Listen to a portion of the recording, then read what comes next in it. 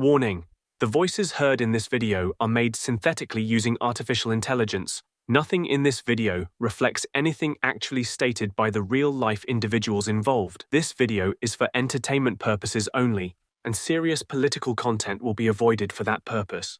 Enjoy. The mountain held the town as in a shadow. I saw so much before I slept there once. I noticed that I missed stars in the west, where its black body cut into the sky. Near me it seemed, I felt it like a wall, behind which I was sheltered from a wind. And yet between the town and it I found, welcome back viewers. Holy yapaholic, what the hell was all that nerd-bama?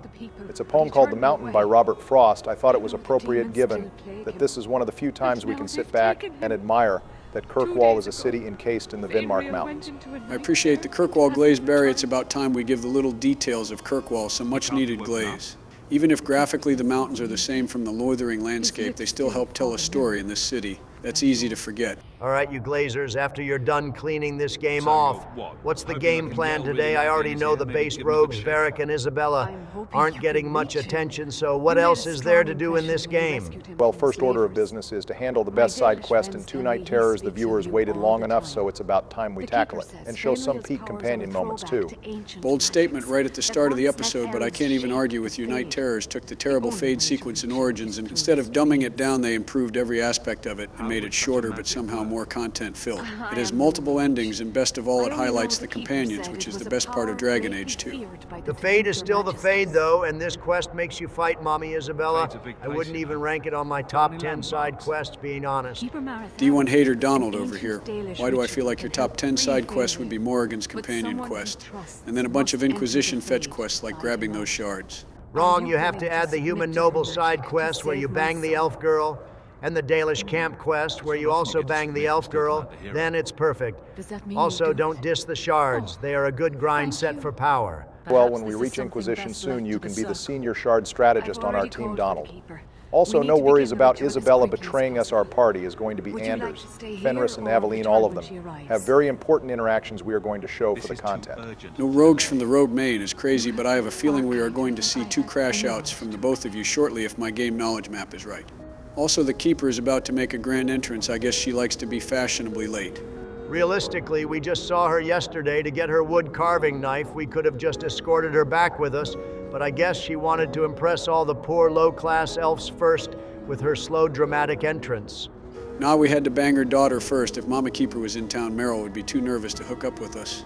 And then this whole alienage would have been aired out if I don't get my waifu. How everyone expects people to react when they bring their shopping cart back to the cart rack. A little bit of nerd music trivia. This song is Rogue Knight's the last song in the original Dragon Age 2 album. This song doesn't play too often in the main game, though I think we only hear it 2 other times, one being on the main screen if you idle out long enough. Although why a rogue theme is playing for the Keeper instead of one of the Origins elf themes, I will never know. Thanks, Basic Bard 2.0. I just noticed that the elves in this cutscene have slightly more elaborate drip than the basic gray robes they have by default. I like how Hawk has just been standing here watching her do all of this. And from his perspective, there's no music, so this would seem really awkward. Anyway, time to get down to business and help Feynriel. I already helped him twice keeping the Templars and slavers away, bro. Just can't stay out of trouble, it seems. Well, that's mostly cause he's a dreamer who can freely travel through the Fade fully aware of his surroundings, and he's able to shape his own dream and the dreams of others. The Fade getting exposed to this kind of magic, especially to someone who isn't fully in control of it yet, is bound to cause some issues. I smell a massive lore drop about to unfold, but before we get to that, can I point out that the game is already showing our choices don't matter. If we sent him to the Circle Thrask, and his mom will still write to the Keeper, asking her to help, and we get the same result in this quest regardless of our previous choice. That is admittedly pretty lame. Would it have been so hard to maybe switch the Keeper for Orsino if we went the circle route and just swap some of the dialogue? This is definitely just the first victim of the rushed development time. From one of the 2 hiccups in an otherwise peak side quest. Good point, Donald. And back to the lore, though, Murathari here says that Feynriel is the first dreamer in over 200 years to survive, but there is actually 2 dreamers currently alive today besides Feynriel. One of them is Solus, although he technically is still asleep until the end of Act 3. When he wakes up, the other is Magister Aurelian Titus from the visual novel Silent Grove. He is the one who kidnapped King Merrick to power a Fade artifact capable of extending his dream powers using the dragon blood in Merrick and Alistair.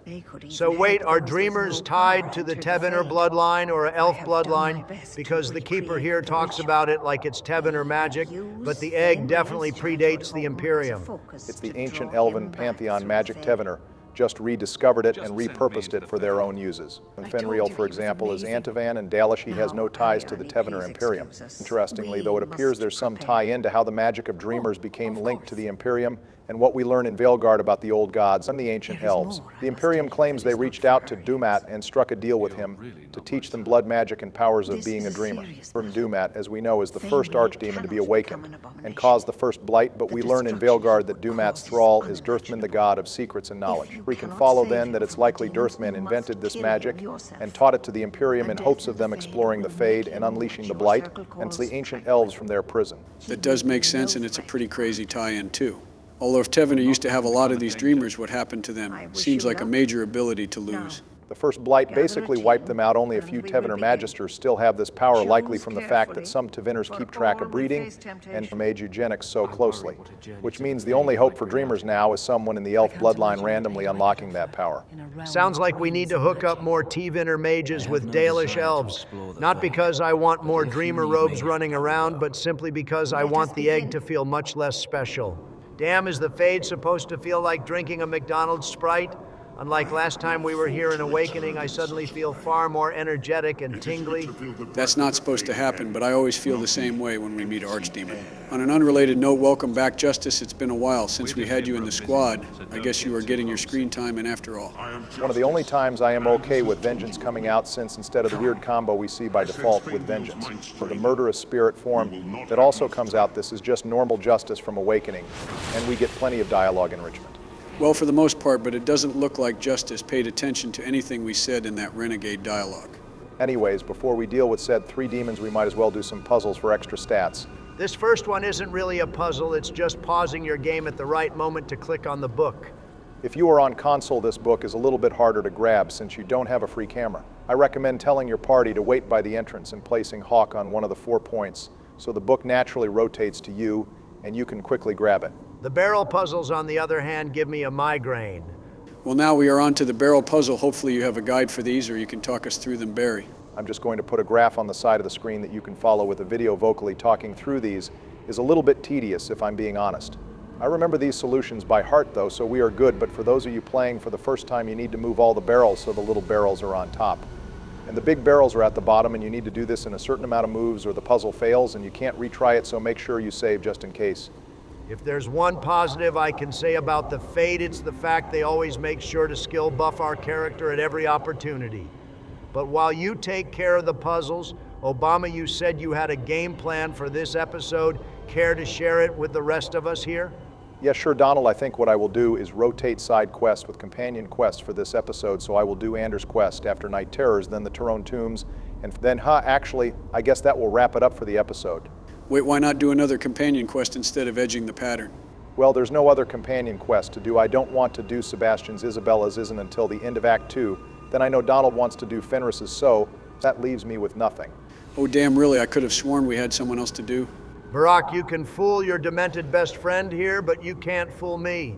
I know you're trying to intentionally skip Aveline's side quest, you degenerates. I have no idea what you mean I would never. Barry, are you really going to try and skip her quest? Weren't you the one that said all 3 of her quests are tied to her best ending? Okay, fine. But counterpoint, if I play that quest, I'm going to be powerless and cuck the entire time I'm playing it. I think I would rather do another 4-year term raw with no drones. Damn, that's crazy. Let me put this into Gunnar terms that you can now understand, Barak. Either you do the quest and earn that Aveline kiss, or I do it, and you will never see any of the flirty dialogue in this playthrough. Oh, God damn it, all right, fine. I will sit in the cuck chair and do her quest. Damn, Donald, I'm surprised you would go out of your way to do Aveline's filler quest. I guess she is growing on you. I may not agree with the big girl a lot, but she hates mages and has been a reliable tank, so if I can pay it forward by getting her laid, I will be a wingman and do it. Well, she's about to be a bad wingman in a minute, but before we get to that point, looks like we have to deal with another sloth demon. Thank God this sloth demon is far more nerfed than the one in Origins who could genjutsu the party in 10 seconds. So to play demon's advocate here, not that I would make this choice, but what do we get if we side with this guy and let him make a abomination out of Feynriel? So Torpor is one of the few demons and blood mages who actually does give you a pretty good deal. Do you have a choice between power, knowledge, or magic? Power gives you 6 attribute points, which means you could walk out of the Fade with a free 10-point attribute boost to Hawk if you do the puzzles. Knowledge gives you 2 skill points to spend on powers. This is really only useful to Mage Hawks. And magic gives you 2 Torpor runes, which are unique armor runes that give magic resistance, definitely the worst of the 3 options. That's actually a really good deal. Hold up, we can get Anders' rivalry and 10 attribute points to make our Hawk tanky. Honestly, I'm torn on what we should do. I feel like this choice should have been the requirement or one of the requirements to teach the blood magic specialization.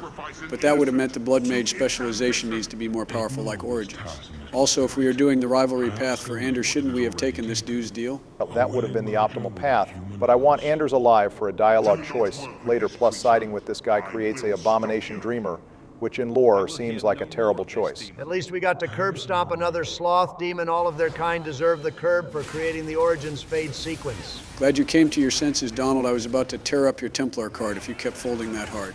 Now it's time for the real meat of this quest to begin with some Fade hijinks. Also, for some reason, we can summon our dog here to fight with us in the Fade. Don't ask us how that works. Carter is such a good boy that he fell asleep on command and found us all the way in the Fade.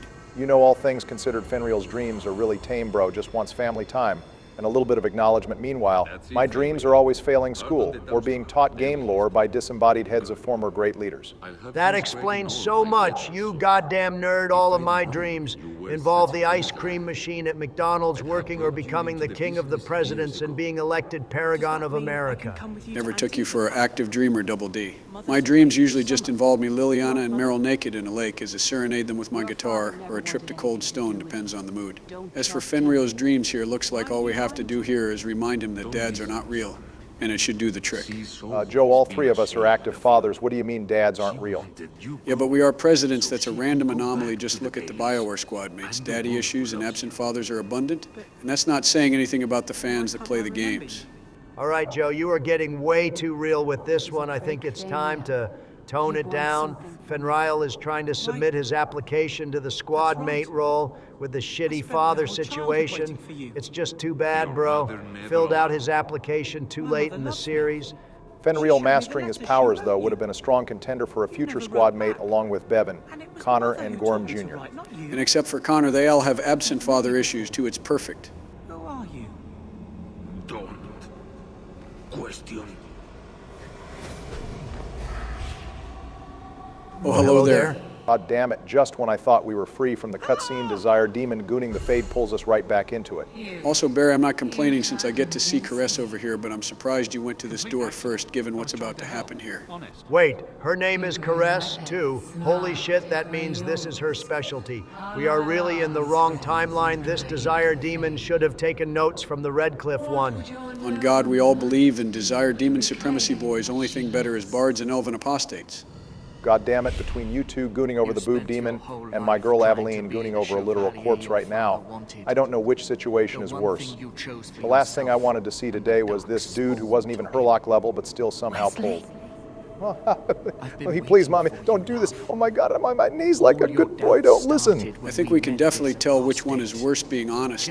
Also, Aveline being Hawk's oldest friend in the series, but still folding over a desired demon offering her some kind of Shrek time rewind contract has got to be somewhere high in the anime betrayals list. Not as surprising as my girl Isabela betraying Hawk over a new ship and some desired demonacy. Actually, wait, I can't even finish that sentence because I would have folded over that. I might bend the truth a little, but I do need to try to tell more convincing ones. You 2 are right. How did Donald just admit we are right about something? Between this and Aveline getting folded by Wesley, everybody is being affected. The only one not being affected is you, Joe, somehow. Joe? God damn it, we called attention to it, and now it came true. I'm already hating the fact we started with this mission.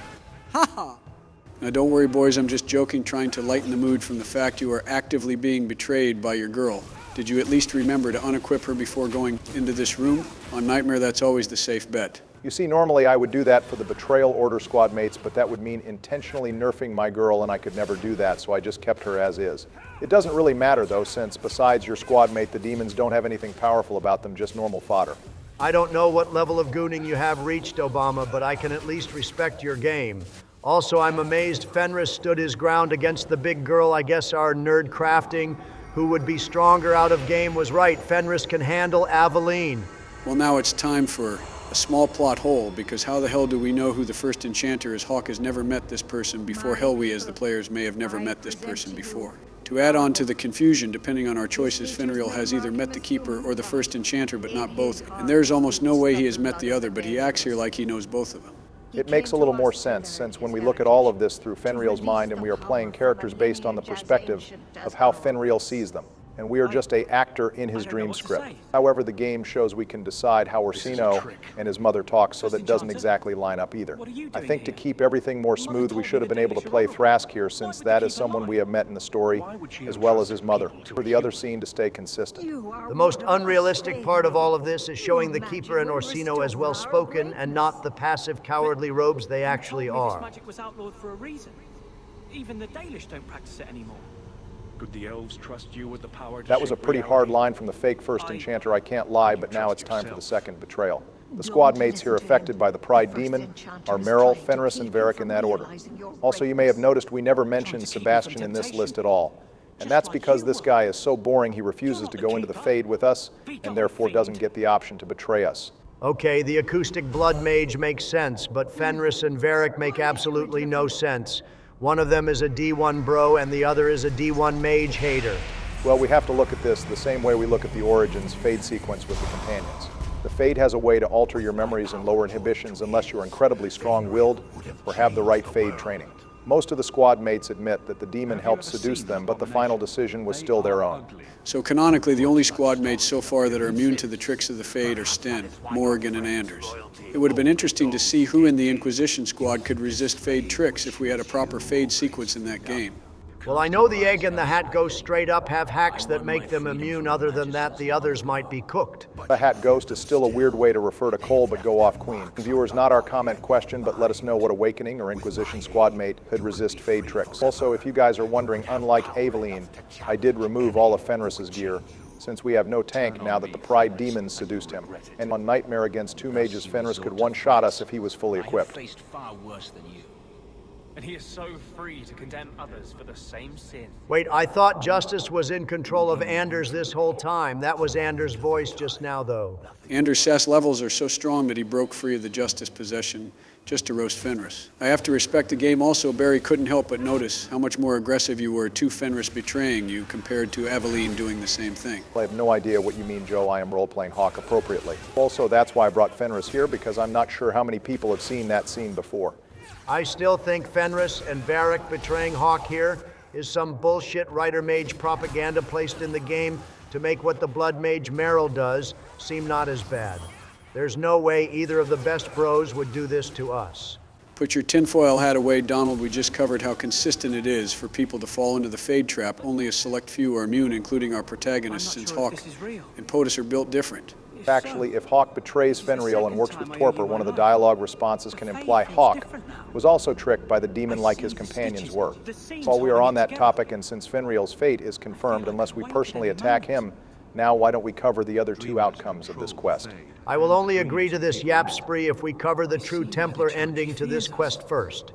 We can mentally weaken the mage by picking the bottom and middle options with the Desire Demon and Pride Demon to go along with their tricks and make him scared at how easy he is to be tricked by demons. He ultimately comes to us paranoid and begs for escape, which we can offer him tranquility, where he gets a nice little sun tattoo for his trouble and won't be a problem again. And somehow vengeance won't attack you for making this decision despite justice being in control at the moment. This fate is too much for Feynriel's mom to take, however, and we can learn from Thrask that she drank poison to take her own life, regretting what magic did to her son. Got any jokes, Templar main? No, that's just sad, but sometimes the right choice requires sacrifice. This outcome is the only one that doesn't lead to any future impacts if we side with the demon, however. We need to break Feynriel's mind the same way to make him tranquil, but also keep Torpor alive. We then get one of the rewards we talked about previously. But in Act 3, we can see the Torpor abomination has been driving people in Kirkwall insane.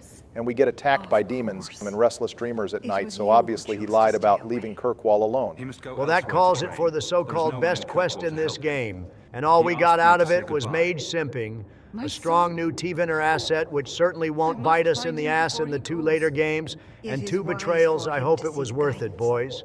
Not true, now we get corresponding companion approval for Fenris and Aveline, and also an elf book that we can sell for our trouble.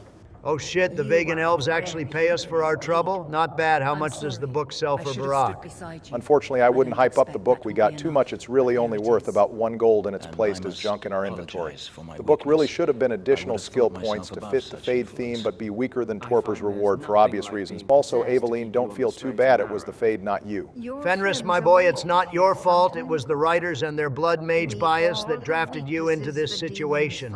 Anders seems pretty proud of himself for having justice fused with him for what's good for him. Well, with the Feynriel situation resolved for good, we should move on to the companion apologies, and I use that term loosely with both companions we are about to talk to. Oh God, after the Fade, seeing Mommy Isabela again feels like heaven. She's helping him dodge taxes too, with my second favorite character too. This is truly peak. Remember, boys, tax evasion is the most American art to exist. Not surprised you're in favor of that, but I wonder what exactly Isabela did to get the tax collectors away from his mansion. Probably the same thing she wants to do to Fenris now too, with the way she is looking at him like a prime rib. The eventual DLC hookup we talked about last episode is already forming. So it's interesting to note here that Fenris says the mansion actually doesn't belong to Daenerys, but rather a tevinter merchant. However, how do we know from Fenris that Daenerys used to live here and host parties here?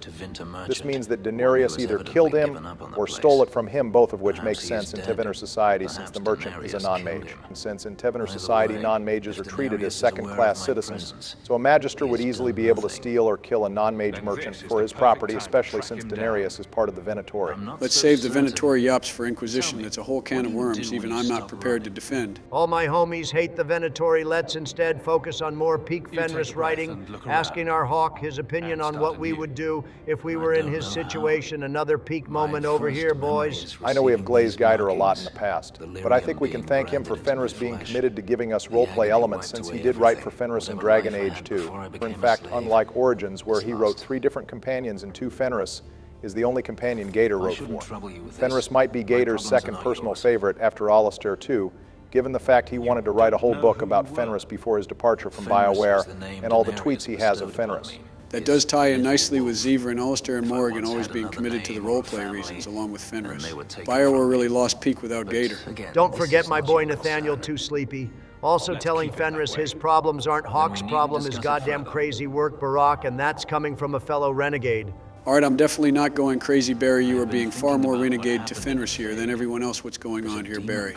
I guess the cat is out of the bag. I saw a lot of comments saying that they noticed we were doing the friendship path too much with the companions. So I decided that we are going to do the rivalry path with Fenris as well as Anders. Also, since we are a mage, it makes organic sense, since rivalry is pushed narratively being a mage ourselves. Of course, you would take my other companion down the rivalry path. Why am I not surprised? It's fine, though. It just means our boy Fenris can become a tougher edgelord than he already is, so I will set him straight next episode too.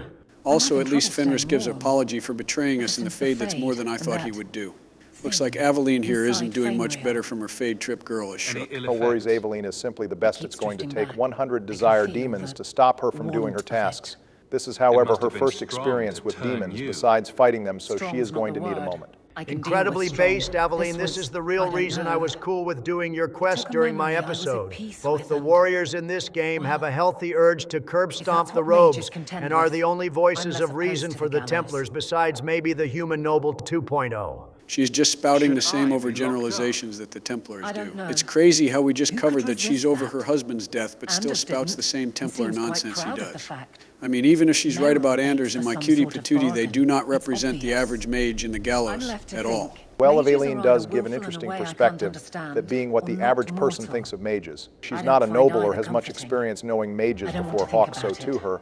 They almost seem non-human, which aligns with how the common person views them in large part, because of how the chantry does dehumanize mages for the safety of all. It's why so many parents willingly surrender their children to the circle they view their magic as inhuman.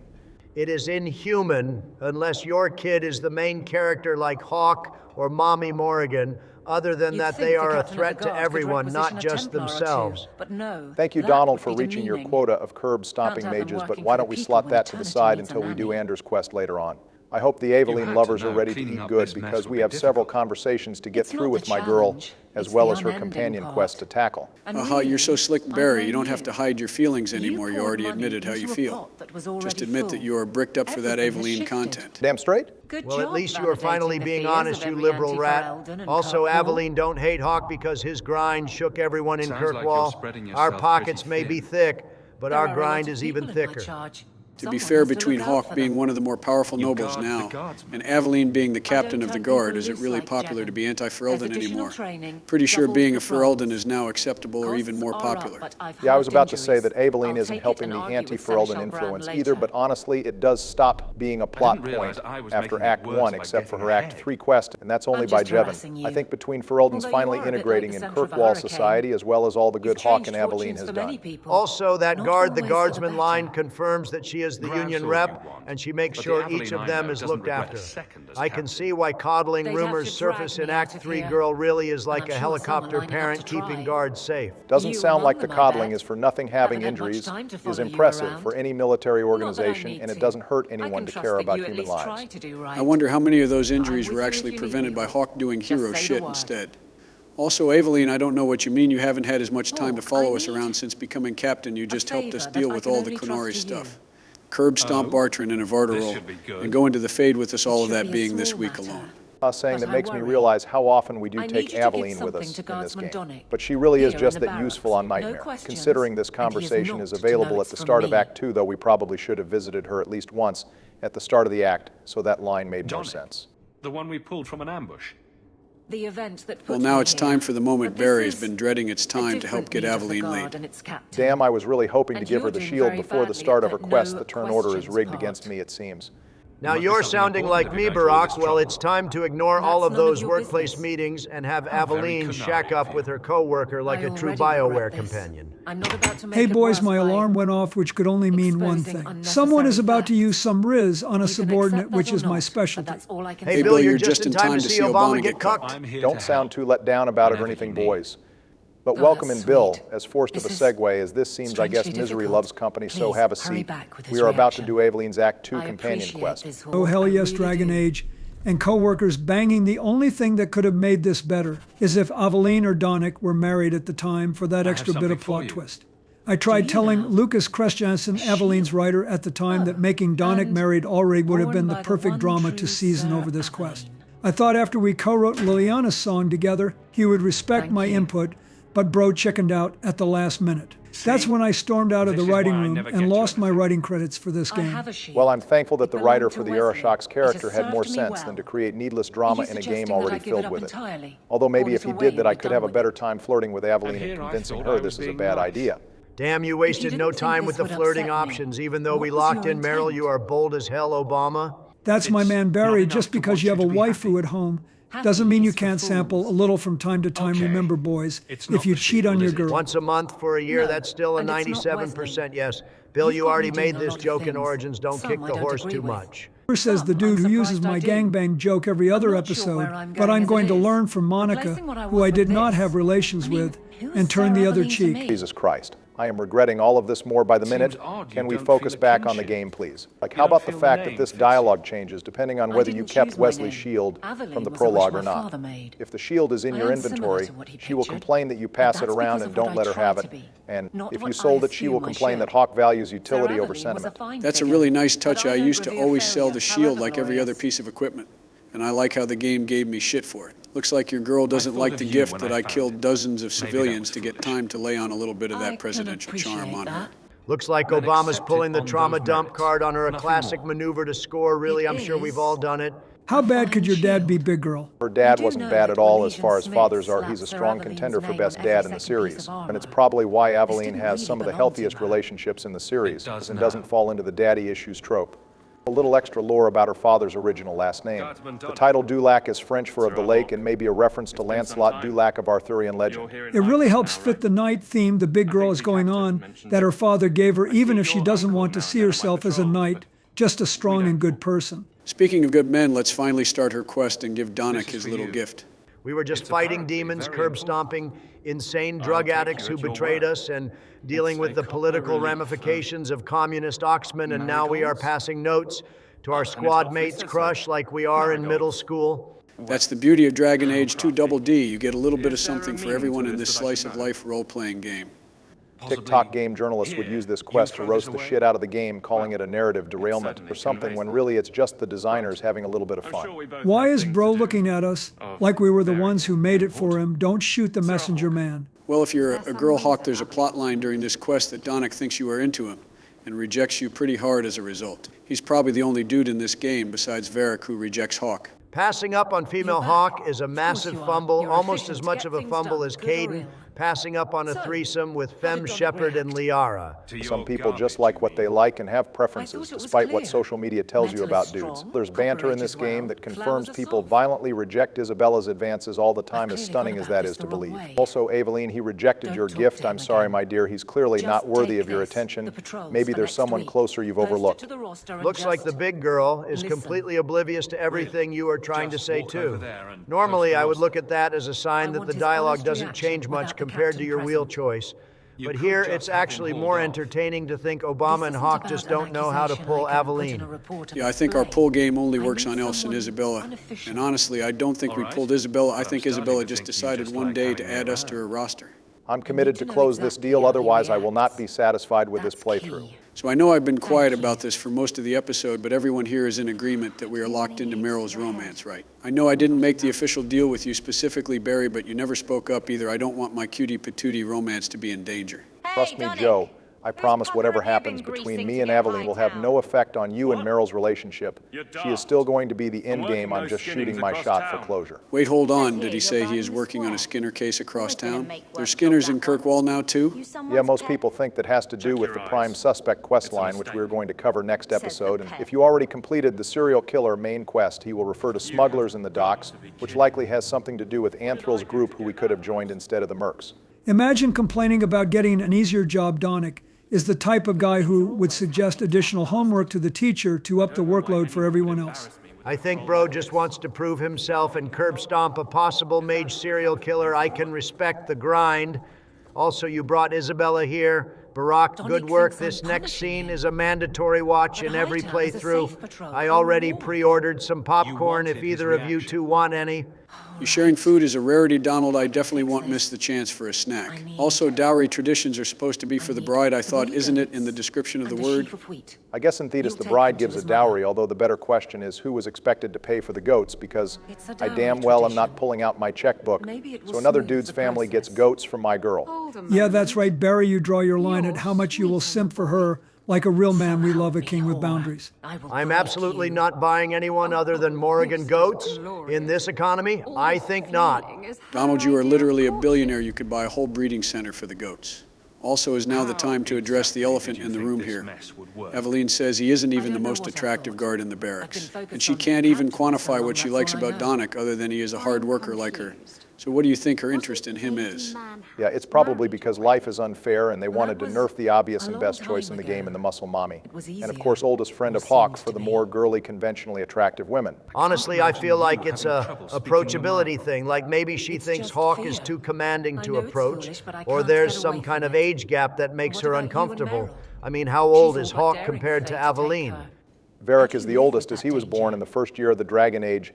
Everyone else is supposed to be mid-20s at the start of Act 1 and reaching 30s by Act 3. Aveline and Hawk are about the same age. Maybe Aveline is a year or two older just because she has a longer military service record than even Hawk. If you guys want to hear from the Master after observing all of their dynamics, as well as her former husband's occupation and personality, I can safely say that Barack and Donald, you are both correct. Aveline is a muscle mommy who has a clear type. She likes men who are in occupations of natural physical strength like Guard and Templar, but have a obedient personality and can fold quickly. Like how Wesley cowered behind Aveline in the prologue, and Donnic being beat up by random coterie thugs in Act 1, and now being her subordinate. Hawk is therefore too dominant and wouldn't fold as quickly as she would like in the bedroom. That, makes way too much sense. Holy shit, Bill. You need to host a reality show with Maury or something. That was impressive as hell, Bill, but put a quick pause on the yaps. We have a cat fight to watch, and Donald has plenty of popcorn. Many people have their lives because of me. But poor you. No life of your own. We both place others above ourselves. I happen to do it clothed. You're splitting hairs, but wishing someone would split yours. I've had enough of your loose lips. Like many, I'm sure. Oh, touché. Prig. Slattern! If I might put this back I don't on really know track. who won that one, but my girl Aveline definitely got some deep cuts in.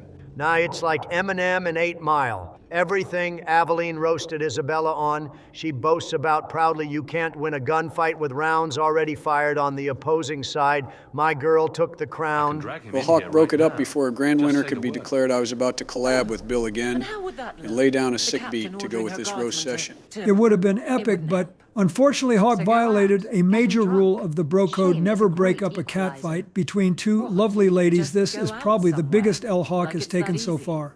I mean, thankfully, neither of them are mages, so the keep is spared from imminent explosions, but a duel between Aveline. And Isabela would have been legendary. Aveline is one of the tankiest characters in the series, probably only behind Cassandra, and Alistair in terms of raw tank stats because of their genetics. Isabela, on the other hand, has almost never lost a duel, and is one of the most dangerous characters to fight in 1 versus 1. Aveline is in full plate armor, though, so I'm not sure what Isabela could do to answer that. It's time for all of us to get drunk and live it up in a night at the Hanged Man. If Dragon Age 2 was a 90s or early 2000s sitcom, Aveline and Donnic would have gotten wasted and went to the Thetis equivalent of Las Vegas to get hitched. Meanwhile, Hawk would have gotten drunk and ended the night in bed with Varric and Bianca or something. Well, I am going to need a drink before any of this to calm my nerves. And while we are here, avoiding my cuck demons, let's cycle through a few bartender rumors in this game. I'm sure there's plenty that our viewers have never seen before. The craziest thing. Apparently, the pigeon population has taken a nosedive in Feynriel. Wait a minute, hold on. I don't care about the Kirkwall news, but was that first rumor about my thick girl Shale? Indeed, it was that one plays as long as you import a save where you awaken Shale and she is alive. He also referenced my endeavors in the Frostback Mountains with POTUS to cure our Elemen. The other 2 rumors that are impacted by your choices in Origins concern who you appointed in the Landsmeet. If your warden married Anora but are in a relationship with Zevran, he will comment how the hero of Ferelden has an elven lover and what a scandal it is. He will say the same thing if you're a female elven warden in a relationship with Alistair, but convinced him to marry Anora. Apparently, Bro has beef with nobles taking elven lovers. I imagine he is going to eat good with the rumor mill once word gets around that we moved Maryland to Hightown. His other rumors seem to be more about random pieces of game knowledge, like the Wounded Coast having pirate problems or the dock worker being corrupt. I know in Act 3 this guy has a lot more to say about Meredith going crazy too, just in case you didn't hear enough of that from everyone else in Act 3. I wish the rumor about us liking elves got around faster, because this is the most awkward night of drinks I have ever seen in my life. The sexual tension in the air could be cut up with a spoon. Bros can sit around silent like this for 40 years, not saying or learning anything, and then speak at their funeral or wedding, saying he is the best guy I know.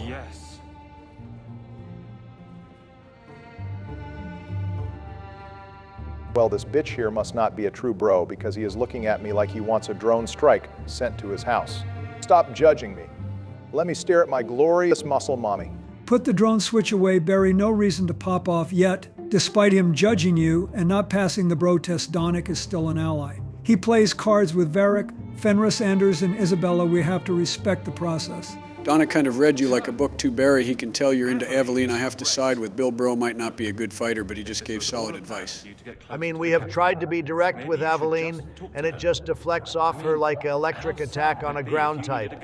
At this point, we might have to try the nuclear option of putting our package in a gift box and handing it to her. President's cover of dick in a box would go so hard I can't lie. I'm glad you are all enjoying yourselves because I am in Spain without the S. You are in Spin? Joe, you dyslexic dick. That's not what he said. That joke doesn't work. Just stick with you and Bill planning another liberal duet. Obama, your heart is broken. Your wallet is about to be broker. We had all those drinks, and Donnic left us with the bill. It's time to either use the dick in the box method or lock Aveline and Donnic in a room together until they confess, since that's the only sitcom plot line we haven't tried yet. Well, not a room, but we are going to clear the wounded coast for her to take a romantic patrol walk. That means a little bit of combat for this episode because a companion quest in Dragon Age 2 with no combat must have scared the shit out of the game designers. Gone are the origins quest lines that could be resolved fully without combat. Well, for once, the big girl can't be brought with us, and with Carver drinking the joining juice that leaves our D1 hater Fenris with more screen time to shine. Wait, hang on, since when does Dragon Age 2 have random encounters? Oh shit, I completely forgot about this quest. Girl being charming against Tevinters worked in Veilguard. Let's see if it works here too. Oh shoot, looks like Fenris spoke too soon about it being 3 years and no one coming for him. Tevinter is nothing if not petty and ready to fact check you. It's always when you notice something is off that bad shit starts to happen. So I believe I mentioned earlier that there are only 2 companion quests you can start before doing any main story quest. In Act 2, one of them is Sebastian, and the other is Fenris. His quest is easy to miss, however, since the only way to trigger it is to travel out of Kirkwall with Fenris in the party. If you don't have Fenris in the party often, or don't leave Kirkwall, since no main quest actually takes you out of Kirkwall, you can completely miss out on his storyline. Wait, hang on. Does this start his companion quest? I wanted to be the one to do that during my episode. We all agreed on 2 companion quests per episode, and I am not touching the healer robes side quest either. Thankfully, no, not yet. You can tell Fenris that we don't have time for this, and while he will be pissed and earn rivalry, it will not start the quest further. If you travel out of Kirkwall 2 more times with him, another ambush will occur, and if you don't immediately start his quest after this ambush, he will leave the party. I guess the rivalry points work with how we are building Fenris anyway, but sounds like the solution is simple: don't travel with Fenris anymore this episode until it's Donald's turn.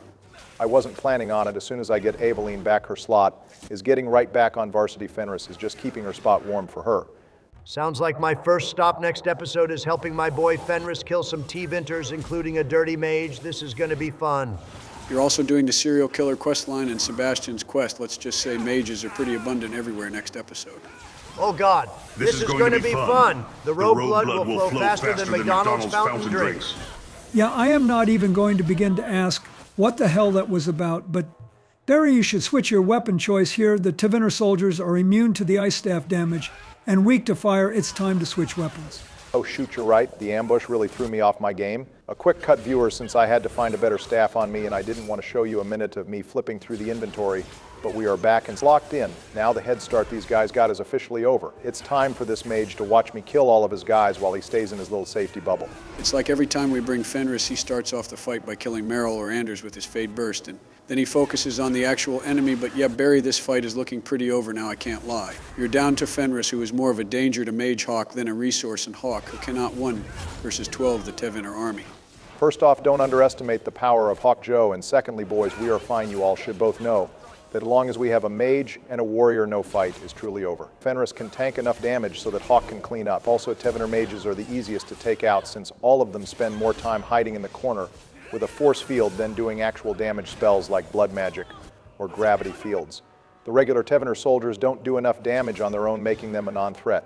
Wow, thanks for the game knowledge, Nerdvama, with yaps like that. It's a wonder most of your party got wiped out in the first place.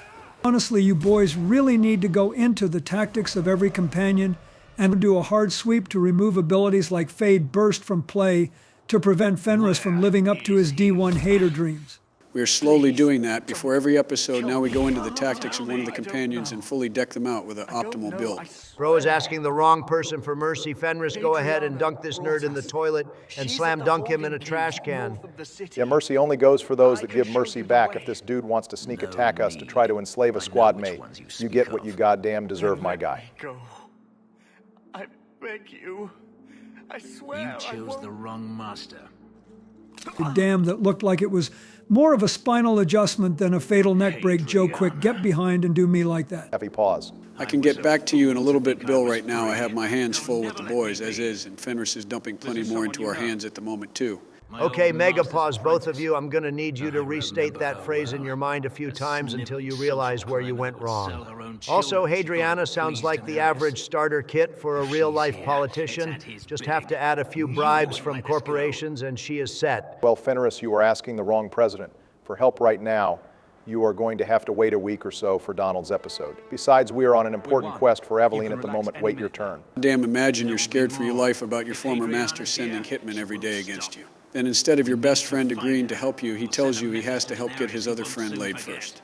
Fenris, we already covered this. Sure, your life is in danger, but Aveline hasn't gotten laid in 4 years. And we need to watch Obama get cucked first. So just wait your turn for now. Goddamn, our rivalry stocks are going to skyrocket with him. We went from neutral morality to him picking the starter we are weak against in the span of one episode.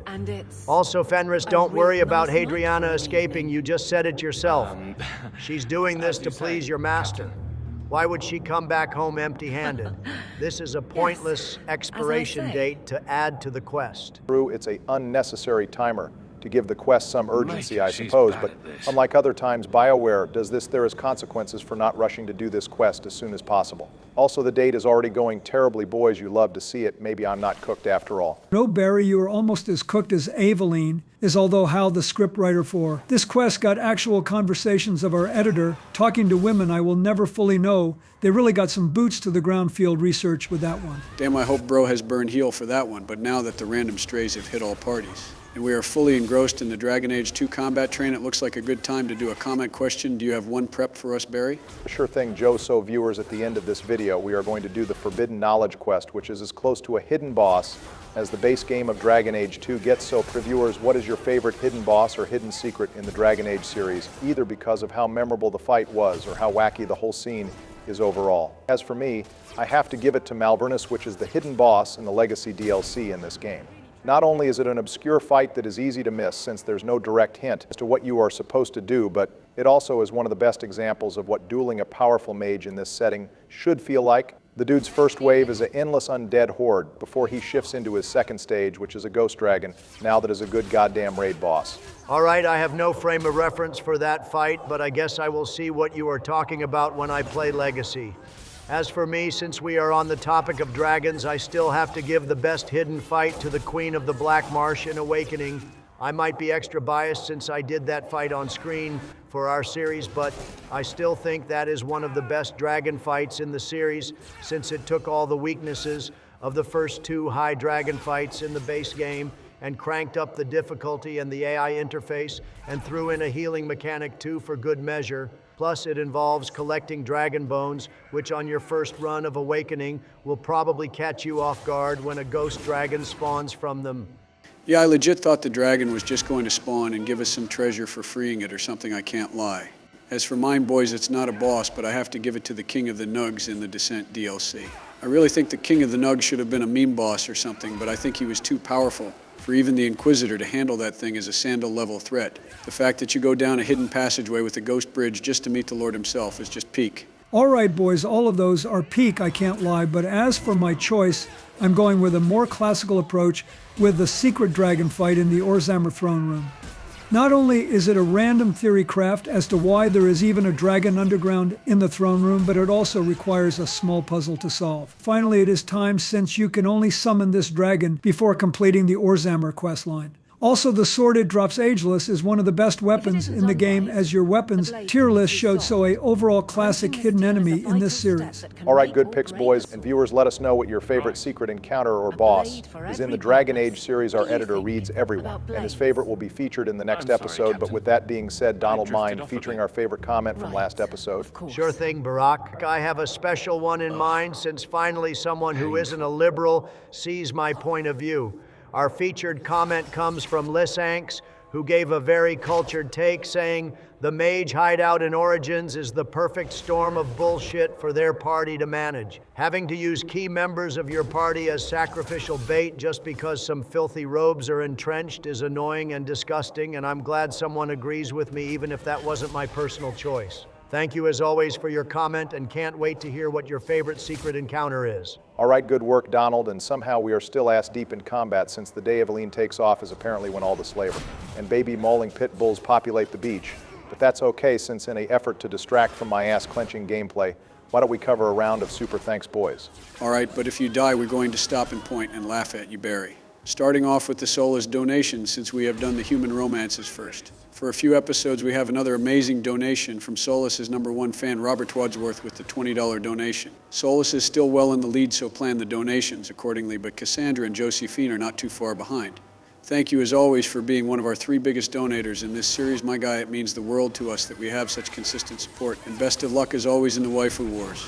All right, absolutely cringe-egg love, but I do have to respect the big wallets, and with that in mind, let's get on to the next big donations. While Barack's waifu Cassandra didn't get any donations this week, the other based human romance, Josephine, did. First off, as consistent as the sun rising each day, we have another 50 European monies from Antijotas Niemi, who is fully engrossed in the love of his waifu, now which I can respect, since it's not the egg. You are right in that big top 3 donators, my guy.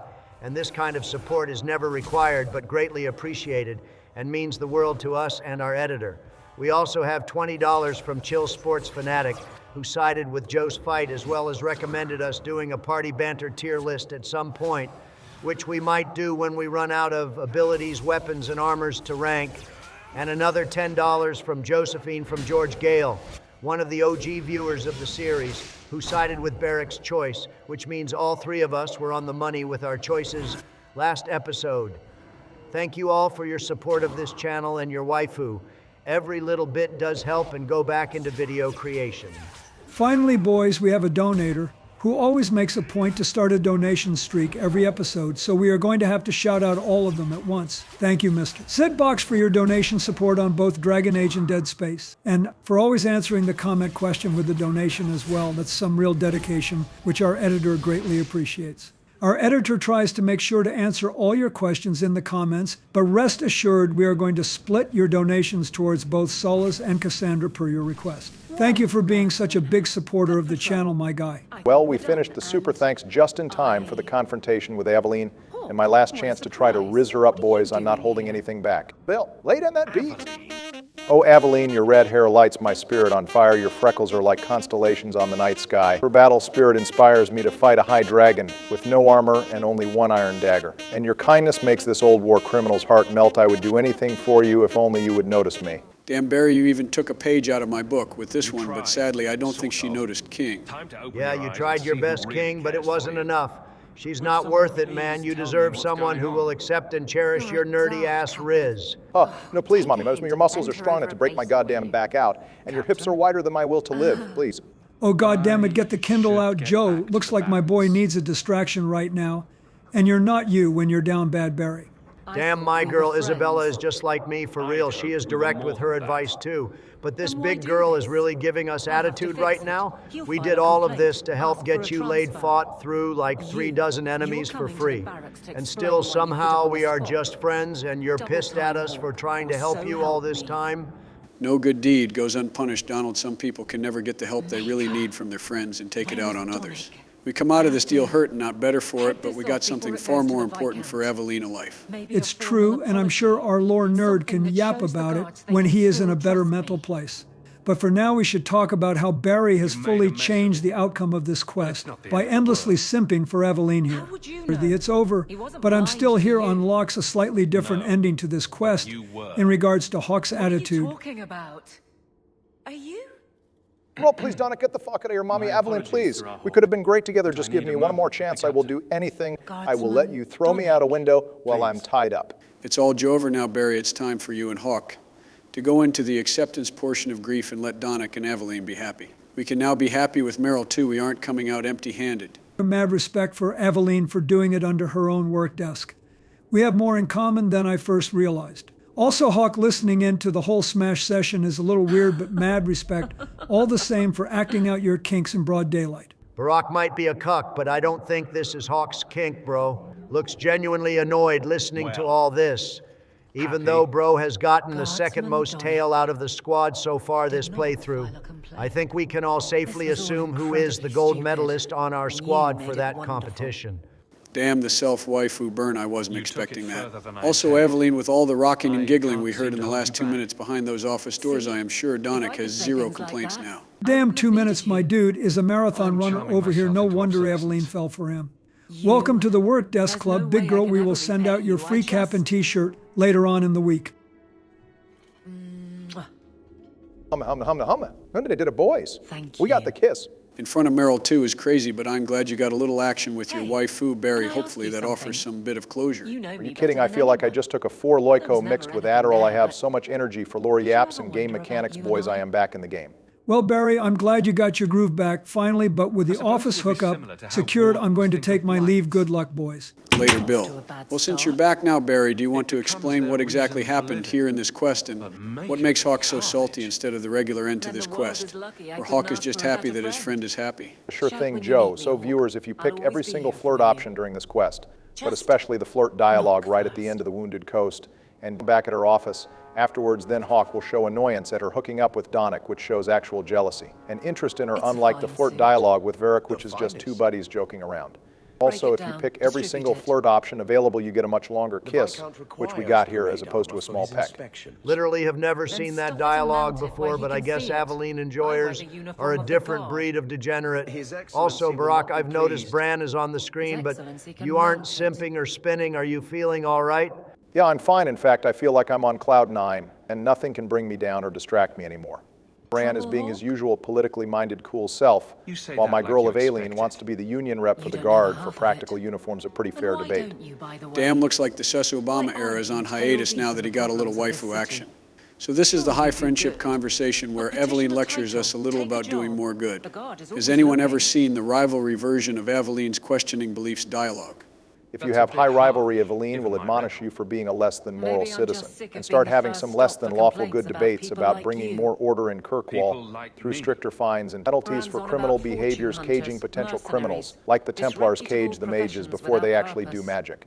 It's a bit dark, but she doesn't seem genuinely serious about doing it, as both conversations seem to feed more into the Templar and mage debate. Speaking of its time to do the companion quest, I know a few people were excited about. Oh, God damn it. We went from helping a fellow Templar supporter getting laid to helping the healer robe protest robe rights. I'm about to leave with Bill, and you can get George in here or some shit. Wait, what's that? I have to stay because your second favorite scene is coming up? All right, fine, but you owe me. Talking to yourself, Donald, we have so much in common, although I prefer to be a little more ominous when I do it. Both of you should probably be in therapy instead of hosting with me. But you did hold the line while I was going through one of the toughest personal battles with Aveline, so I'm going to ignore the two 80-year-olds talking to themselves and focus on gaslighting my boy Vengeance on his Tranquil Solution worries.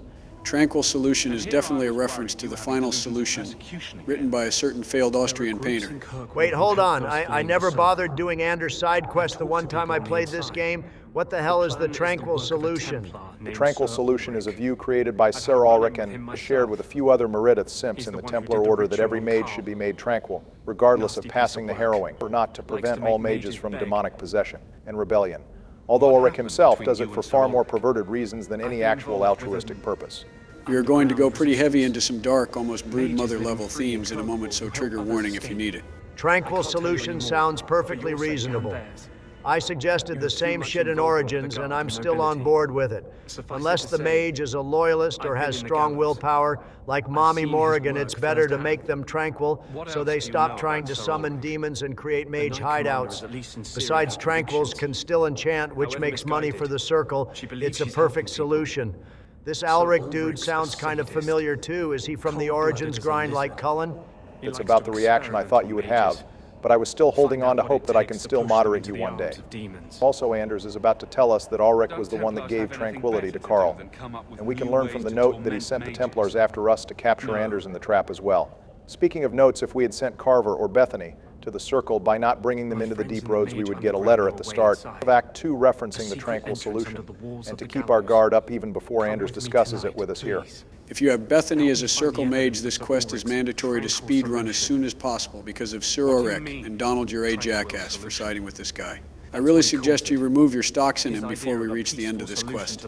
Oh, please, Anders hates Templars more than LeBron Glazers hate their girlfriends for not being LeBron. I'm just amazed that Anders gave some respect on Mommy Meredith. I guess even the biggest haters have some form of respect for the originals. If you glaze yourself but not the enemy, for every victory gained you will also suffer a loss, so says Sun Tzu in The Art of War. You know, I wonder if there's a channel that puts Sun Tzu Art of War into Gen Z brain rot lingo. If it comes out after this, make sure to credit us on the idea. For now, Anders, I'm going to agree to help you out. Just to prove you wrong, I could gain extra rivalry by saying no, just like Fenris. But I'm fairly confident we are already set on the rivalry path as is, especially after doing his quest now and giving him his Act 2 gift next episode. Seeing how much Anders hates all Templars, I wish we had a full-on Templar companion in the party, not just the pseudo-Templars of Aveline and Fenris. The crash outs and party banter would have been legendary. We already have plenty of crash outs and hate boners between Fenris and Anders. Adding a Templar into that mix would be overkill. Besides, if we really wanted that, we could have just brought Carter into the Templars and had him and Anders bicker during the DLCs. True, but Donald sent him away to the Wardens for the content, which I am completely on board for. And anyway, it's time to explore more underground mines in Darktown that are somehow different from the mines we went into last episode for the Black Powder quest. Oh shit, good point, Barack. Editor, go ahead and add this map to the drink counter, and something tells me that counter is gonna go off the charts in a few, so go ahead and grab the bottle of Jack or the beer cooler, viewers, you are going to need it. And looks like the enemies are the same as last time too, being the Carta smugglers and mercenaries. Well done, game designers. Donald, as always, you are a D1 hater. We shouldn't even be complaining about facing dwarves. Here they are weak to our ice staff. And Anders cold damage, so for once we have a statistical advantage going into this quest. It's not just the dwarves. 2 Templars also have a cold and spirit damage weakness, which is perfect for both the staff's hawk. And Anders has equipped, which is why they mixed in some normal Kirkwall mercenaries who have an immunity to ice damage. Just so we don't have too easy of a time, that being said, I am going to equip a fire staff on Anders for that extra mix of damage going through the dungeon. So wait, I just realized if these guys are lyrium smugglers and miners, and we are traveling a path to get into the gallows, that seems way more efficient than the Ferelden Circle having to smuggle in a few rocks from Orzammar every couple of weeks. The Templars in Kirkwall are definitely smoking on that deep dank blue every day. I'm surprised they have so much time to hunt mages in the mountains. I imagine Cullen was addicted before being transferred, but maybe going to Kirkwall and having such easy access to the stuff didn't help matters. Also, speaking of subtle foreshadowing, here is the exact opposite of that up ahead. This dude has done more damage to the Templar public relations than Meredith and the Envy Demon combined. Hang on, what did this dude just say? I know we hate the robes, but we are supposed to just curb stomp them. What is this? Well, you see, Donald Ulrich's persecution of mages goes to a very specific extent, that being most of the mages he goes after happen to be young women. And despite him using the gallows as his own personal hunting grounds, according to his armor, he made it to Knight Lieutenant, which is just under Cullen's rank. Kind of makes you think what kind of system would let this guy excel as high as he has. Bro, you have been watching far too many poorly directed homework movies. Get your goddamn brain off Gooner mode and shape up, you bastard. All mages deserve to be killed, not touched. Barry's doing the voice again. My giblets are officially rustled. Make him stop. Donald, one of these days you are going to have to explain to me what exactly is going on and why you have 2 distinct voices saying different things. Well, it's time to show this dude what 2 mages can do that aren't chained and whipped, and these guys all clumped together in one line are the perfect test subjects for some force magic as well. I told you all I'm just practicing my voice acting for a more commanding presence during my speeches. It's nothing for any of you liberals to be concerned about. Also, Barack, kill this dude quickly so we have no more Templars besmirching the hard-working and holy work of a Templar. Oh wow, Donald, I'm surprised you don't have any quips or jokes at the ready to come to this guy's defense. He is a Templar, and everything he is doing to the robes, as you call them. No jokes could salvage this situation. This is just flat out messed up, Joe. And besides, as much as I want to tranquil them to keep their economic output high and curb stomp them to lower demon and fade spawn times, doesn't mean I would do that. A Templar needs to have standards, and this bald asshole has none. I am not like Aveline, blindly supporting every Templar like I am a union rep. They have to earn their place on the side of Meredith and Sandel. It's a miracle Donald finally found a degree of standards against mage hate. Also, it's time to lock in here No Spirit. For our first final boss of the episode, the key to this fight is how much crowd control I can place on Alric here so that he can't rally buff the rest of the Templars, which if you have been paying attention is the same strategy as most other officer boss fights, with the only caveat being how small the room is in retrospect to how many enemies there are. That was a lot of words, Barry, but the end result was still Anders getting 1 shot in the first minute of the fight from 1 assassin attack. So this is still looking kind of scuffed. Yeah, unfortunately double haste buff is like crack. I was so focused on dealing as much damage as possible, I forgot to pull back the whole team to the other room and let my girl block the entrance. Plus, I was relying way too heavily on stone armor to protect him. Also, if these assassins stopped going invisible every 5 seconds here, I could slap on a misdirection hex to take at least one of them out of the fight. All right, that's a valid strategy, Barack, but why don't you just do that now then? I mean, you still have Hawk and Varric to protect unless you have some kind of fetish for letting dudes stab you in the back. You missed the perfect opportunity to say blow your back out, by the way, Donald. All right, sit down, the both of you. And just like the bowl cut Varnell to add to the fraud allegations, instead of the based Holy Smite spell, this dude throws around little smoke bombs like he is a side character in Naruto. A real Templar uses his own concentrated hatred of mages to take them out, not cheap little ninja tools. I guess you really are not a blind supporter of every Templar. Anyways, Barry, while you take out the rest of these bums, why don't we go over another tactical setup for a companion? I've already done the mages, so why don't you take a shot this time, Barry? Sure thing, Joe Editor, do your thing here. So these tactics obviously work for any tank character, but we do strongly suggest making Aveline your primary tank. So for the first two tactics, make sure you have shield defense and bravery activated at the start of every fight. Then have 3 tactics set up for each of your mages being attacked for Aveline to attack that target so aggro is dropped from the mage to her. For the order should go Mage Hawk, then Anders, then Merrill in terms of priority. After that, you're going to want to set up when you trigger taunt in the order of allies being attacked by ranged or magic attacks, then surrounded by 3 enemies. Then if the target is boss rank or higher. Then if your health is less than 50%, activate Stonewall. Then to close it up, we need to go over when to use your offensive abilities. First, set Shield Bash to a target rank elite or higher than Pommel Strike and attack to the same settings. Then set Shield Bash to any visible mage to disrupt their spell casting. And finally, if an enemy has health greater than 50%, activate Pommel Strike. Or then just place an enemy attacking you, just so you don't get a situation where she isn't attacking. Good shit, Barak. You really made the warrior mains proud with that yap, and with the main boss done, despite the messy fight and losing half your party, you cleared it through deathless. Thanks, Donald. Now here's where the quest gets interesting, and why we have been gaslighting Vengeance so hard here towards the rivalry path. See, Vengeance is still being controlled by the justice side of himself, and is about to crash out on anyone in the circle. The only way to stop him from straight up killing this girl after we spent so much time saving her is if we have 50% already in friendship or rivalry. Yes, do it. The robes will know pain and only pain. Wait, hang on, actually, that's a little too much even for me, although I respect the spirit smoke, but it should be saved for better targets, like tevinters and Dalish elves. Jesus Christ, Donald, seek therapy there as being a Templar supporter. And then there's this. I've never actually seen this girl's death, but this part here is where Anders and what. Justice start to lose me here, because despite being beat up over her death, I don't think her death necessarily changes how Anders views himself or his end goal. That's the problem with this whole fusion. It doesn't really change him in the slightest. Because no matter how we change the human part of Vengeance, there's still the spirit part of him that can't change. And we can't even talk to that asshole for 90% of the game, either to change him if we wanted to. A lot of it is because Anders needs to have a for the plot moment. But some of it is because as soon as spirits hit the mortal world, they need to make big moves out of the gate to change things how they want them. I just kind of realized Justice is basically the experimental version of the egg. They are both spirits who come into the world not fully of their own choice, and try to change the world to how they want it through terrorism. Also, don't forget to grab this enigma of Kirkwall before leaving. This is the only one in Act 2 that is time dependent on a quest. The rest are just placed around the city. How the Black City remained not exploded or unburned after all this time is beyond me. You would think that's the first place the spirits would hit with their terrorism grind. Well, congrats, you saved the Femme Mage, and I bet we don't even get a legendary sex scene out of the deal. So good work finishing an overall pointless quest with a boring Paragon action. Yeah, I would feel kind of gross getting something out of this girl. After she just barely survived Ulrich, I'm just going to let her be on her way. But she does have a decently robust set of endings in Act 3. If you tell her to stay in the circle, she will mention how not even the Templars missed Ulrich and that dangerous days are ahead of you. If your sister is also in the circle, she will mention it. Makes sense you're related to Bethany, since Bethany has been helping her too. If you asked her to leave the circle, she will thank you for her freedom. While she won't tell you where she is, she will mention she is still hearing rumors about how bad Kirkwall is and that she hopes we stay safe. This game is a railroad, a very fun railroad, but one all the same. Speaking of sweeping things under the rug, looks like Vengeance is trying to flee the city here.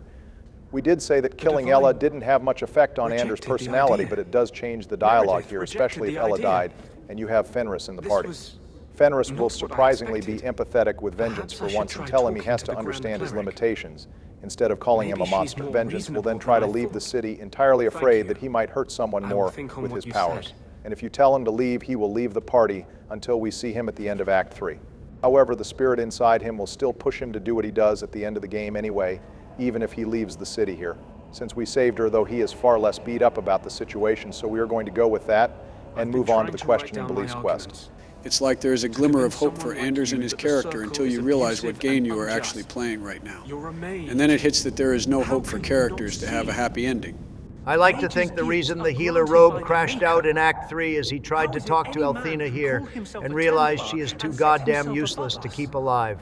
Really, he was doomed the moment he tried to have a conversation with her in the first place. Well, we can have our own conversation with Elthina in a moment, but first we have to get lectured by Anders. And his Reddit argument points about why mages and not gamers are the most oppressed class. Hey, now we just had the Steam Summer Sale. If that isn't the one time gamers aren't oppressed, I don't know what is. Also, does the healer robe really think that a Reddit essay is going to convince us to not bully the robes, and more importantly, him? Honestly, he made some good points about Andraste, though. If you compare Andraste to Fenris, it's not too far off. It's easy to think, when you're oppressed by a group all your life, that every part of that group is evil, but doing that ultimately ends up dehumanizing the group that you want to control by assuming that group is all the same. I highly doubt Andraste meant to create circles. When she said all that stuff about magic, it's likely she just wanted to beef with Tevinter and say that all men deserve the same rights, not just mages. The fact we never really get any insight into Andraste besides a little bit in Origins is criminal, though we really have no base point. My biggest complaint about Templars and the Chantry is they hide behind their petty religion as a reason to hate mages when there are so many real-life reasons to hate the robes. Between the demons, constant whining, and poor drip, why even resort to the Maker? That's why I like my boy Fenris. He has valid beef with the mages. Actually, Donald Fenris is a Maker believer. It's just unlike most people who follow the Maker, he doesn't really make a big deal about it. I believe his faith stems from wanting to oppose the Magisters further, as well as just something he can latch onto for a small bit of hope. We can cover that more later, though it's time to hunt some demons down in the Chantry. Wait, hold on. I don't think I've ever seen this cutscene, before you can confront Patrice after the Offered and Lost quest. You can, and I wouldn't be surprised if not too many people know this. You have to visit the Chantry after Offered and Lost, but before the following, the Queen quest activates. The only reason to return to the Chantry is Sebastian, or doing the Evil Tombs quest, one of which is an unmarked quest, and the other is the least popular companion, and a DLC companion as well. Even if you like Sebastian, it's possible to finish up all of his Act 2 quests before even finishing Offered and Lost. Patrice actually has a lot of hidden content, something we will talk about in this series and hopefully show some in our short series down the line. Yeah, feel free to suck off the game designers on your own time, Barack, but you are telling me the game designers gave us a fourth goddamn chance to kill this chick before the end of Act 2, and Hawk still doesn't take advantage of this golden opportunity. This is broad daylight in front of dozens of witnesses. Hawk may be a noble, but going against the Chantry is an easy way to get clapped up. We had a better chance of taking her out in her low townhouse or at the anti-Qunari rally. Unfortunately, just like Anders, we have to keep Patrice alive so she can move the plot along at the end of Act 2. If she wasn't here, the Qunari could have probably been patient enough to just grab the relic from Isabela, then moved on far more peacefully. But that's boring for the content, so welcome to the Railroad Choo-Choo. Speaking of boring content, I guess we are going to talk to Grand Cleric Elthina for the first time. Can we finally let the roast session begin? Because her own mother just flat out said a offense against the Maker must not go unchallenged, which is the Chantry equivalent of the quiet kid telling us don't come to school tomorrow, and yet this girl is going to sit down and say taking sides and leaving the Chantry is scary. And not my job. I am going to do nothing, since nothing here will affect me after all. You know, I wasn't going to start roasting her here. I was going to go into some background information, but while we are on the topic, screw it, never a wrong time to hate this girl. Her own seal is being used to start a war between her followers and the Qunari, and even her own priests are sowing seeds that will bring bloodshed into the streets of Kirkwall. Not that she would know any of this, since she doesn't leave her church, to quote John Mill, not Edmund Burke. You can fact check it. Bad men need nothing more to compass their ends than good men looking on and doing nothing. This chick is in just as powerful of a political position as the Viscount or Knight Commander, and she doesn't use that at all to help things. She could have told the Chantry to stand down or get excommunicated, or hell sat down and talked to the horned communist and ease his high anxiety. I think even if you are pro-Templar or pro-Mage, you can agree that Elthina goddamn sucks ass. Even if that earned a little bit of Aveline rivalry that was satisfying as hell to do boys' good work, well, after a small distraction, it's time to do what we actually came here for, and that's kill demons. So viewers, a few starting facts about forbidden knowledge. If you spared Adana the girl who charmed Donald and Joe during the enemies among quests, you automatically can get quest markers for all of the tombs locations, and you can start anywhere. In our case, however, we have to start in the Chantry or in the Viscount's Keep. We are going to show you where all the tombs are, but in the interest of time, we will just show you 2 of the fights so you get an idea what you are facing. Now it's important when you find the tombs to destroy them. Anyone know why? Because all magic deserves to be crushed by our mighty presidential boots? Oh, me pick me, I know this one. All right, go off, Joe, what you got? So the only way to get the best reward for this quest is to destroy all 5 books, that way you can get access to the final boss. The Fell Grimoire, which gives one of the best staffs in the game, as well as 2 ability points to spend on spells for Hawk. This route gives the most experience too.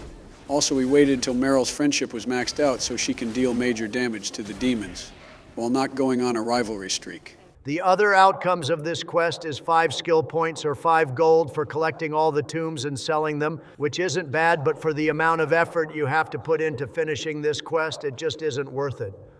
Yeah, big facts again, Donald. I'm pretty sure this quest follows the trend of accepting the deal's demons. And blood mages give always ends up biting you in the ass, which means our conversation with Torpor came around full circle. Also, the next book is right in the Viscount's throne room. You just have to blow past the double doors.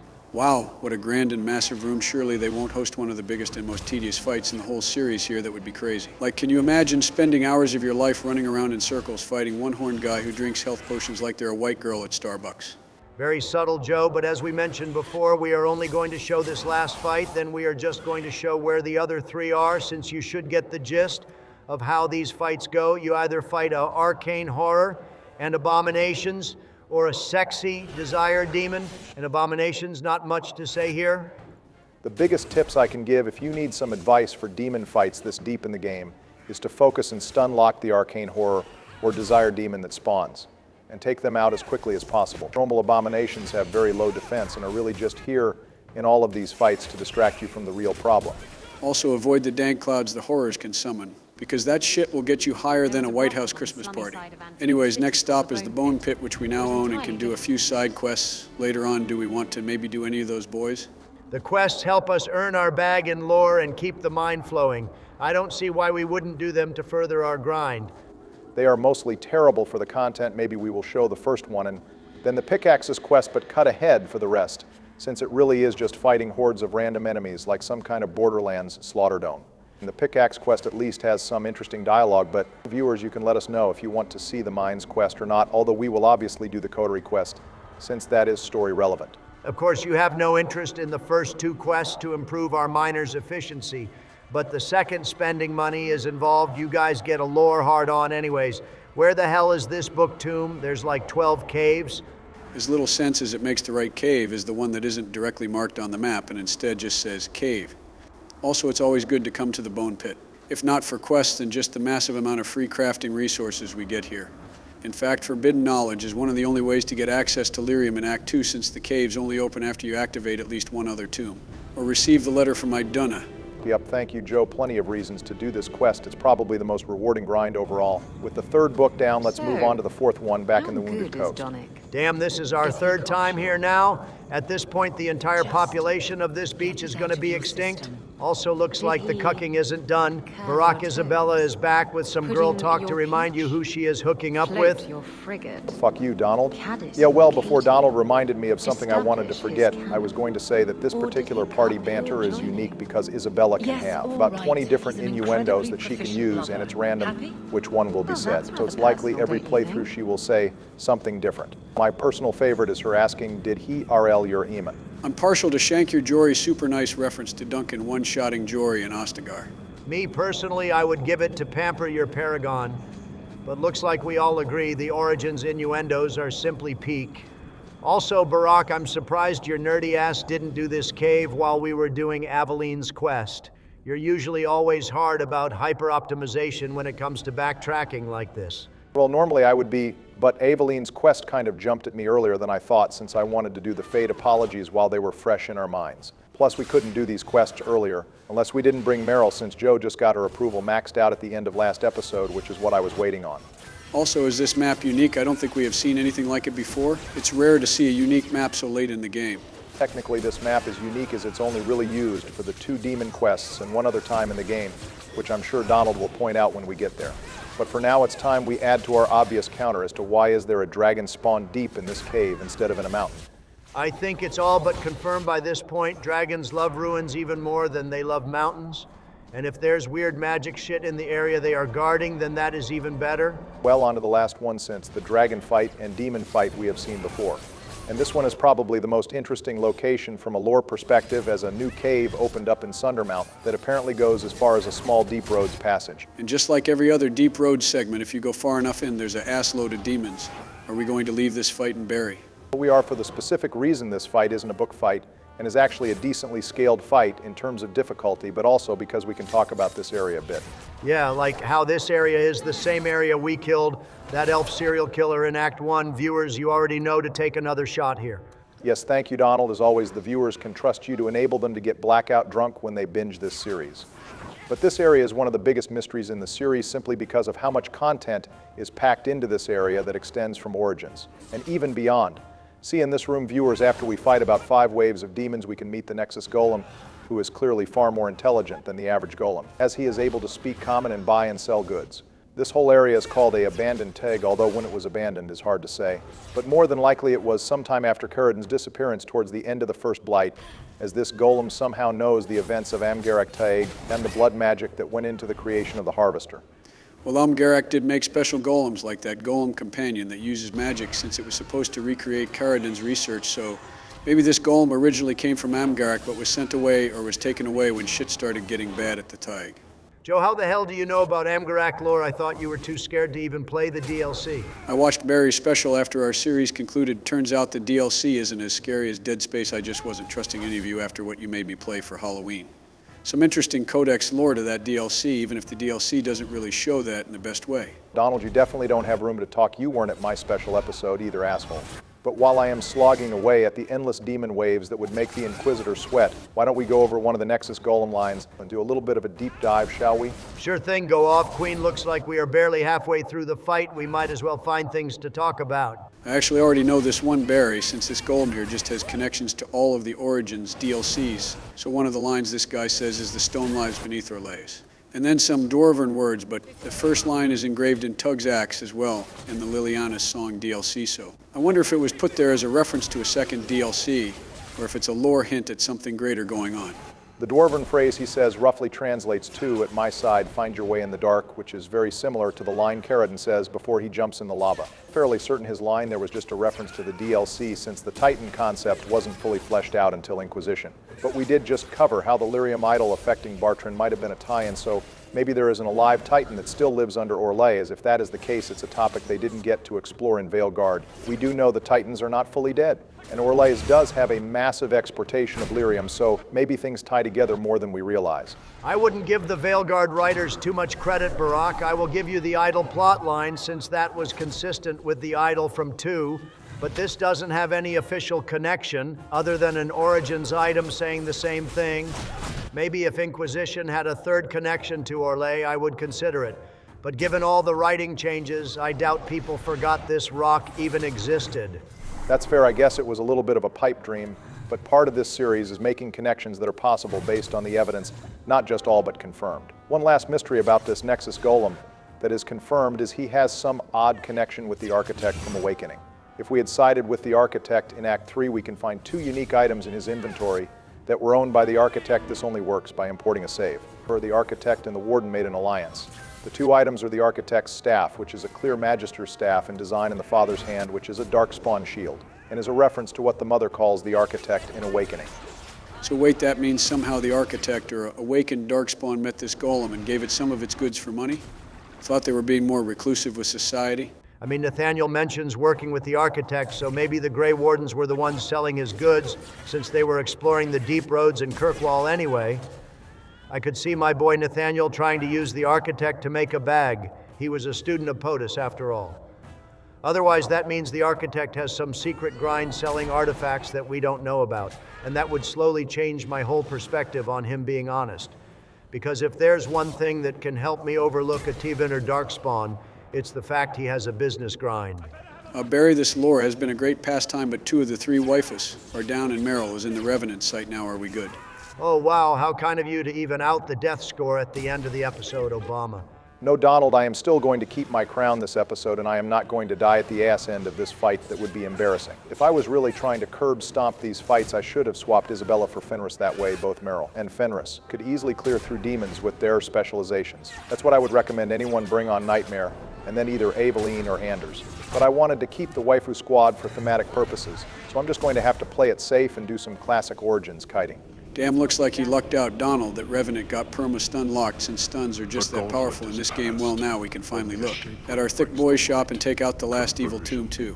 Looks like this dude thinks everyone he meets is a shape rape. Kinda reminds me of Glyph from the Shadow Broker DLC, thinking everyone he meets is the Shadow Broker. Of course, we had to get one more Bioware DLC reference out of our system. Well, I'm going to buy a new axe for Aveline that deals lightning damage that should help with all the demons we are about to fight. And now it's time to cut ahead to Darktown for our last fight of the episode.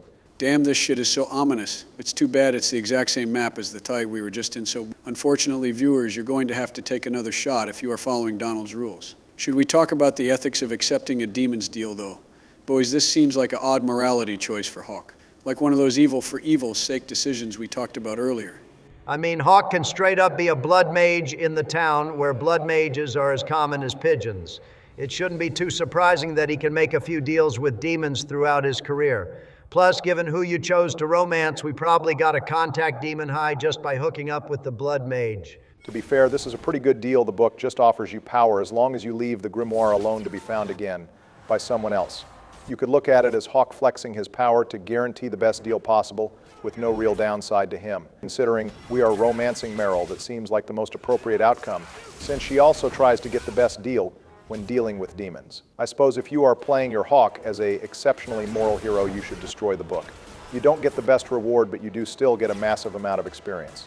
And you get the veracity staff from the desired demon here, which still makes all of these fights worthwhile since it is a late game staff. Maybe it's because my eyes have aim assist whenever a desired demon appears on screen, but isn't the name of this particular beauty relevant in lore? I think we brought her up when we were talking about the enigmas, right, Barack? We did talk about this earlier, but yes, this demon here is one of the 4 entities that brought blood magic into the world of Thetis. I believe you called them the CEOs of blood magic. The connection with the enigma of Kirkwall is Seekers wrote these excerpts to determine the cause of the massive amount of blood magic that seems to plague Kirkwall more so than other places. The 2 main theories being it is either tied to one of the 4 forbidden ones existing here, which we are fighting now. This is the most prominent theory, since this desired demon influenced Tyrone to capture Templars to turn into abominations, as well as placing her tombs around Kirkwall, in the hopes of influencing another mage to do the same.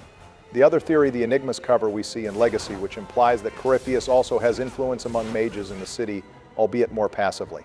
Oh, right, I remember this now, and I'm just as pissed off as when I heard about it last time. These Seekers need to focus on not getting clapped up by the mages and an envy demon, then running defense on mages and giving them more excuses to keep doing blood magic like it's the Olympic sport. We get a double D or a D1 hater.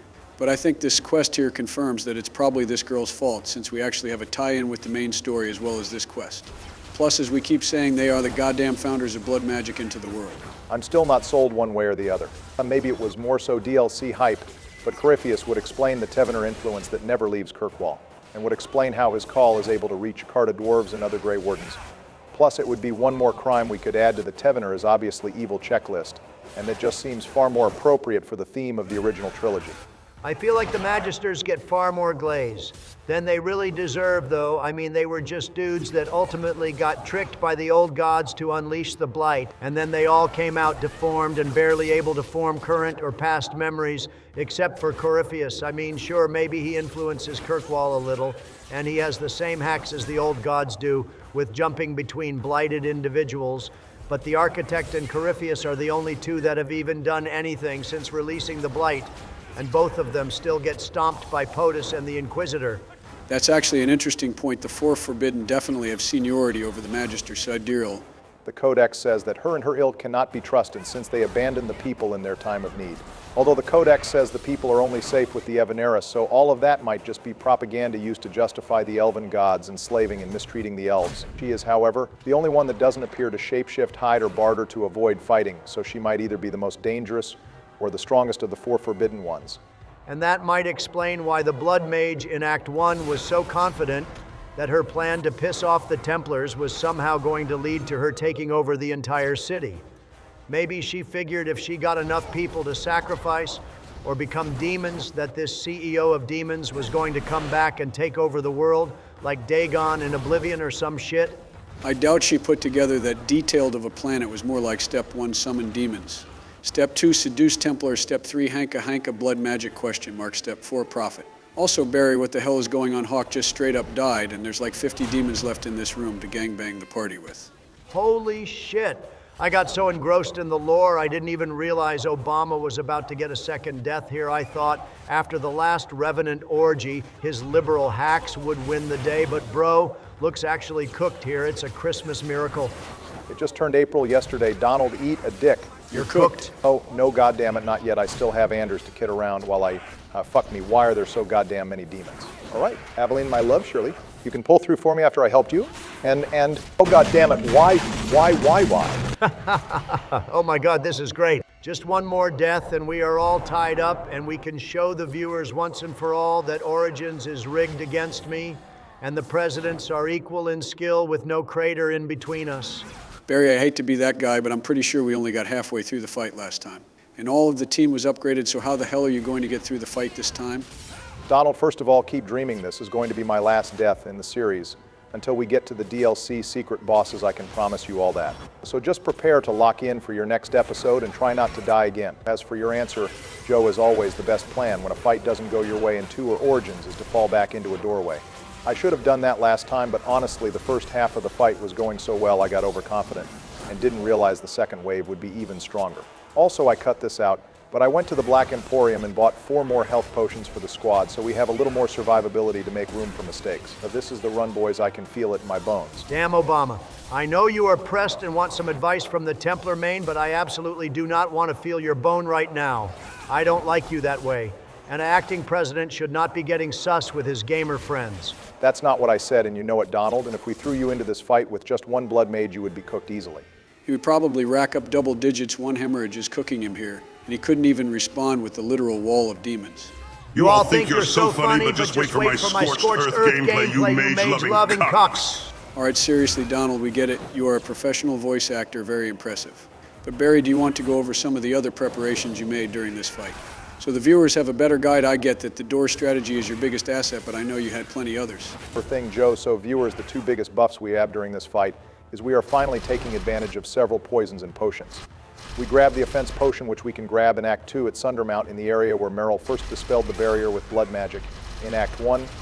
We also crafted 3 arcane poisons which lower enemy magic resistance, and we equipped 3 of those to Hawk, Anders, and Merrill.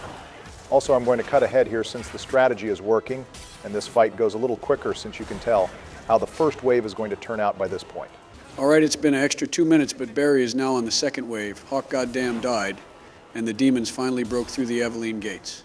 There are basically so many demons that they started glitching through the wall like they are a Minecraft moderator. Yeah, as promised viewers, we were going to cut back when the fight was over or more interesting, and I think this qualifies, but no worries, boys, we still have a free revive. So this fight is far from over, just going to retreat back to the second hallway and kid away as much of the demons as we can to spread out the demon horde. I think this is about the same spot as you were in Last Death, except this time the Revenant is already dead. I think you have a chance right now, Barry. But it is going to be very close. Also, speaking of Sundermount, I know you did that section when me and Donald were grabbing some snacks for the long battle.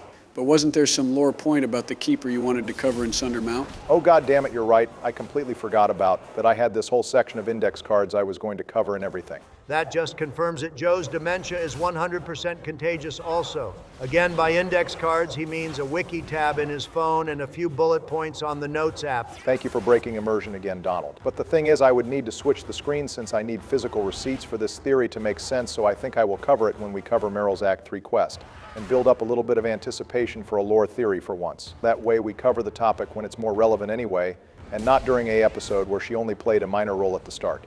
Wow, Obama is over here sparing us yaps and racking up deaths. That is some horizontal character growth right there. I'm impressed. Who the fuck taught you about horizontal character growth? I know damn well. I didn't teach you that. Are you cheating on me with another lore nerd? That's definitely something Ben or Elon would teach him, I'd say. Check his phone for his current group chats. Neither of you nerds can check my phones. I signed the executive order banning you from said group chats. Just focus up on this fight, Obama, instead of worrying about who is expanding my vocabulary. You need to focus on not tying the death competition up, or do it's really all the same to me. Well, relax, it's a 2 versus 2 now. and we have the elemental advantage with our cold staff, so this should be easy goddamn money. I still have bombs and Carter too, in case we get into a tight situation, so we have backups if anything goes wrong. Well, it wasn't easy money, but you did finish probably the biggest battle royale in this game. So far, so good work, Barry, you cooked today. Well, congrats on still being ahead in the death competition, but I promise you next episode I am about to catch up to you on the death competition, even if you did use all our potions and poisons like the wasteful spender you are. How am I going to clear the rest of the companion quests and main missions with so little resources? Relax, Donald, we got an extra 5 gold from this quest, and we have a lot of items to sell. I will restock your supply for your next episode, as well as giving you one of the best staffs in the game to use. I think I'm going to call it for this episode. We already added almost 10 minutes from this fight alone. For viewers, thank you all so much for watching. Don't forget to leave a like to thumb my ass for losing my waifu Aveline, as well as answering the comment question on your favorite secret boss or scene in the Dragon Age series.